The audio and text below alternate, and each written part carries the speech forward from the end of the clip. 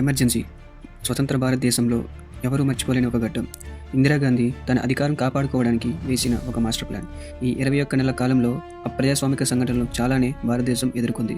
అయితే ఈ సమయంలో ఇందిరాగాంధీ చేసిన అతి దారుణమైన 3 రాజ్యాంగ సవరణలు ఏంటో చూద్దాం.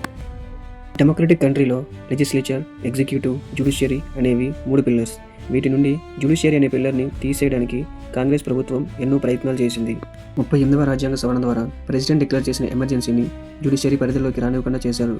అంటే ప్రెసిడెంట్ ఎటువంటి రీజన్స్తోనైనా ఎమర్జెన్సీ డిక్లేర్ చేస్తే అది అన్కాన్స్టిట్యూషనల్ అయినా సరే మనం కోర్టులో సవాల్ చేయలేదు. 1975లో విధించిన ఎమర్జెన్సీ కూడా ఇలాంటిదే. అది అన్కాన్స్టిట్యూషనల్ అయినా సరే 21 నెలల పాటు కొనసాగింది.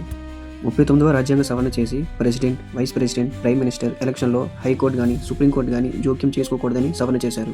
ఎందుకంటే 1975లో రాజ్ నారాయణ్ ఇందిరాగాంధీ ఎలక్షన్స్పై వేసిన కేసు అలహాబాద్ హైకోర్టులో ప్రూవ్ అయ్యి సుప్రీంకోర్టు వరకు వెళ్ళింది. ఇలా అయితే తన పవర్కి డేంజర్ అని ఈ సవరణ చేసి అసలు కోర్టులకు అధికారం లేకుండా చేసింది.